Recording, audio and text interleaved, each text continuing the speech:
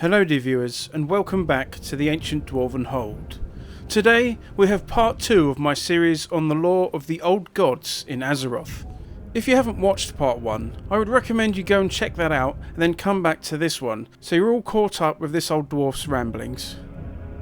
Many names were there for the great old god Yogg-Saron, the lucid dream, the beast with 1,000 maws, the god of death, and perhaps most aptly, Hope's End. Its physical form was a huge gaping maw with massive fangs and so many others to gnaw on the minds of mortals and send them insane. It had a vast number of tentacles of which to madden those it encountered and to crush its foes. It was a creature of pure horror and despair. Yogg-Saron was imprisoned by the Titans in the freezing continent of Northrend, directly under the Titan facility known as Ulduar. It was here that the great and terrible thing was held in chains, watched over by the Titan keepers Loken, Thorim, Hodir, Freya, and Mimiron. It was hoped that this would be enough to contain the evil of such a malevolent and powerful being. Sadly, the old god touch would soon be felt by all living things in Azeroth. The blood of the Great Old One seeped out into Northrend and materialised into the ore known as Saronite, a dark green element that could cause madness from whispered voices just by being in the vicinity of it. It was through these whispers that Yogg-Saron, sensing some kind of disturbance amongst the Titan Forged, corrupted and twisted the keeper Loken. Loken had an affair with his brother Thorin's wife, Sif, and, under the influence of the old god, lashed out and killed her. Fearing reprisal from his brother and fellow keepers, he created an army using the Forge of Wills. This was a great machine that could create new Titan Forged and Earthen. What Loken didn't know was that Yogg-Saron had planted the curse of flesh upon the Forge, which would seep into all it created, slowly turning them into beings of flesh and blood. This may well have been done to make mockery of the Titan's creations, but the curse also made it easier for the old god to assimilate and corrupt them. The curse of flesh would spread amongst the Titan Forged, slowly turning them into soft-skinned creatures. In this way, the Iron Vycule became Vycule, with many of these later giving birth to smaller progeny, which would become humans. Earthen became mighty dwarves, mechagnomes became gnomes, and other constructs like the Mogu and the Tol'vir became fleshy beings themselves. But, for whatever the inferred weakness of these now perhaps lesser races, mighty heroes would still arise filled with bravery and heroism. Over time, Yogg-Saron corrupted and befuddled the Keepers, but when finally his chains were weakened by the Twilight's hammer cult, he managed to take a more powerful grasp upon them. Loken created more and more Ironforged for war. There is a whole video of lore to cover at some point, so I will not go deep into it here, but know this. There is a world tree planted above the Well of Eternity, known as Nordrassil. It is this tree that once granted Night Elves immortality, and it was this tree whose destruction was the Demon Lord Archimonde's goal during the Battle of Mount Hyjal against the Burning Legion. At some time during the Old God's imprisonment, the Night Elf Archdruid Fandral Staghelm attempted to grow another world tree from a splinter of Nordrassil. It would sit above a large seam of Saronites in the hope of containing it. Its name was Andrassil. Alas, the tree, not blessed in the same way as the great world tree in Hyjal, was vulnerable to corruption. Its roots sought deep into the ground, deep enough to reach Yogg-Saron. With the tree in its grasp, the Old One corrupted it, twisted it into an evil thing, and all within reach of the tree was maddened, turning on one another. With all world trees linked to the Earth and the Emerald Dream, Yogg-Saron was able to plant the seed of the Emerald Nightmare, that evil and groping thing that would corrupt the dream and all that lie within. When the Druids discovered the fate of the tree, it was felled in the hope of quelling the ravages it caused. Sadly, damage was already done, but at least it would hopefully go no further. It was renamed Voldrassil, meaning broken crown in the Elven tongue. The Scourge in Northrend actively mined Saronite and used it to build their fortresses in Frozen Icecrown and beyond. The undead would spit hatred of the very mention of the old god and seemed to be somewhat immune to its influences. This is how it seemed, at least. During the war against Arthas Menethil as the Lich King, the menace of Yogg-Saron became clear to both the forces of the Alliance and the Horde.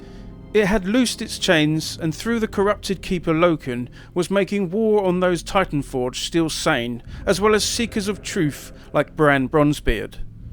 It was decided that the forces of both great factions of Azeroth would enter the tainted city of Ulduar and seek to put an end to the threats of the awesomely powerful being, or at least try as they could. Heroes from the Alliance and the Horde defeated the corrupted keepers, bringing them out of their malaise in order to gain their aid in the final battle against Yogg-Saron. It was a great battle, as the Old God pulled at the very sanity of the heroes, sending the unweary quite mad. During the course of the encounter, adventurers witnessed visions of times past, including the creation of the Dragon Soul thousands of years before, as well as the death of King Lane during the first war against the Orcs, and images of the Lich King torturing the noble paladin Bolver Fordragon. Interestingly enough, the Old God whispered the words, "No king lives forever, only death is eternal." Important words indeed for the fate of the Lich King, but that is for another time.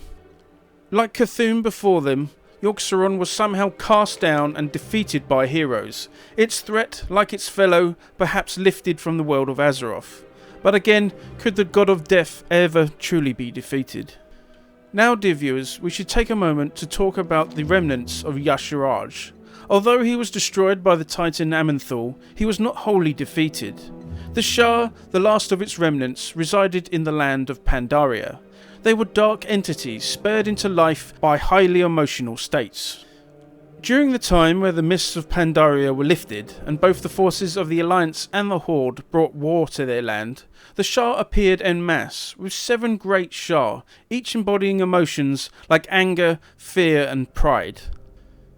The Horde war chief at this time was the orc Garrosh Hellscream, and his wish was to exploit the treasures of Pandaria for the power of the Horde. He discovered a great artifact in the Vale of the Eternal Blossoms, which turned out to be the heart of the Old God. Using the pools of Pandaria, he managed to reinvigorate the heart, but not enough to restore Yogg-Saron to his full previous state. Garrosh took the heart back to Orgrimmar with intentions of using it to further his plans for domination over all of Azeroth.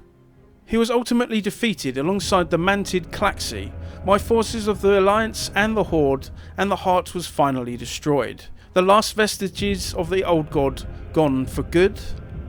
With the destruction of Yogg-Saron, the defeat of both Cthulhu and Yogg-Saron, of the 4 only one remained, N'Zoth. They may have been the last, but by no means were they less of a threat to the very existence of all life on Azeroth. N'Zoth, the Corruptor, the god of the deep, like the other gods, was a great and powerful being, insidious and calculating. It was a mass of writhing tentacles with great eyes searching from a massive body with a huge maw at its top. The great old one of deceit and manipulation. N'Zoth, despite his awesome presence as an old god, sent from the void, was elusive in much of the history of Azeroth since its imprisonment under the ocean. But the Old God was behind numerous events in Warcraft, its evil intent performed by others as it waited in the deeps.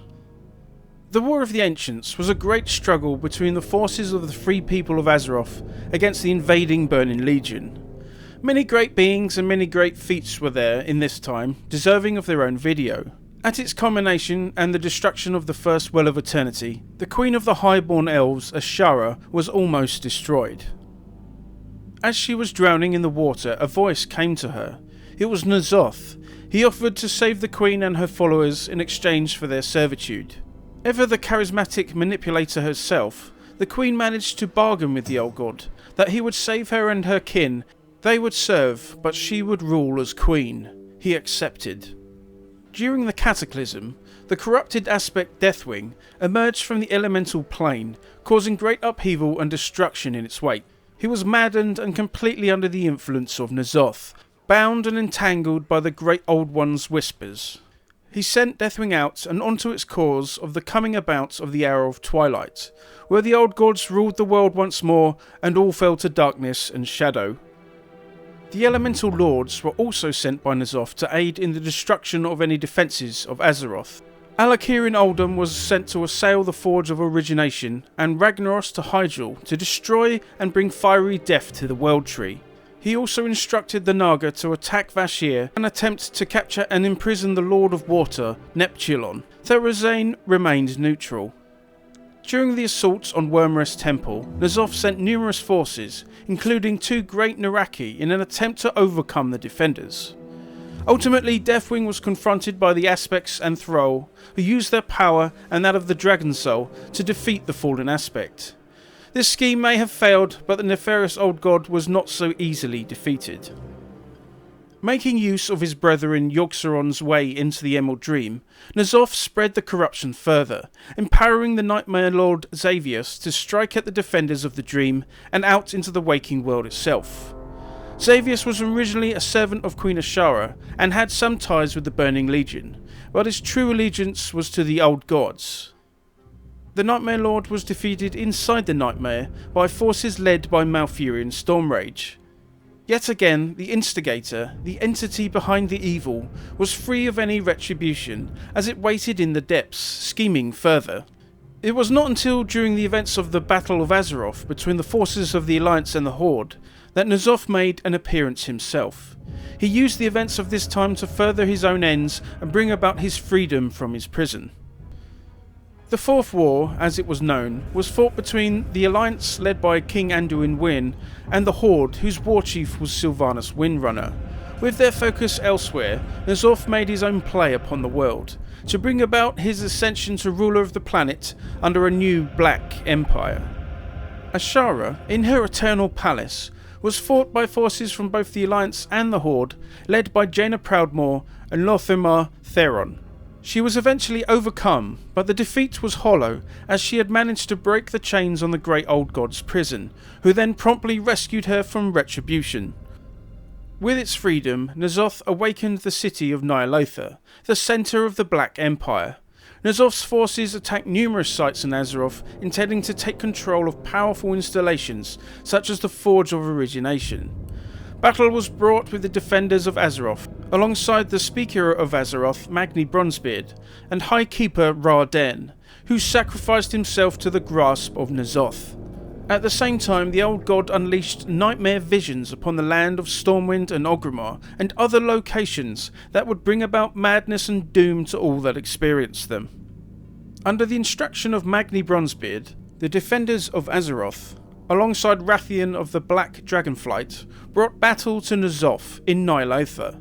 After overcoming several of his powerful minions and the corrupted Ra-Den, the heroes fought the Great Old One himself. His carapace was broken by Rathian, wielding the terrible Black Blade. Now with him weakened and the heroes regaining sanity, the heroes of the Alliance fought him once again and, using the empowered heart of Azeroth, blasted and destroyed the physical form of N'Zoth, ending his threat to the world and perhaps all of the Old Gods. G'huun, I hear you cry. Yes, dear viewers, there technically was a fifth Old God, though not created by the Void Lords and flung across the universe. No, G'huun was the result of Titan experiments made in order to try and understand how the Old Gods worked, in the hope of using the knowledge gained to finally defeat them. G'huun is the embodiment of corruption and decay. Its huge body was like a giant parasite. Unlike the other Old Gods, it didn't have a great mass of tentacles, and although still incredibly large, didn't have their same vastness. G'huun had attempted to corrupt the Zandalari tribe over the centuries, with several trolls worshipping him as a blood god. Akar the Soulflayer was also known as the blood god, but the two great entities were completely separate from one another. During the Fourth War for Azeroth between the Alliance and the Horde, G'huun was freed from the Titan facility which held him, and with his pestilence threatening to engulf Zandalar and perhaps all of Azeroth, he was cast down and destroyed by a band of great heroes. As of now, the Speaker of Azeroth, Magni Bronzebeard, has stated that Azeroth is now free from the Old God's corruption. The power of the Void is great though, and it has plans for Azeroth. Mighty heroes must arise to keep her safe. And there we go, dear viewers, the story of the Old Gods on Azeroth. I hope you enjoyed the video and that you are doing well. If you want to support the channel, please consider subscribing, giving the video a like, or leaving a comment with your thoughts on the Old Gods. Thanks for watching, and I shall see you next time.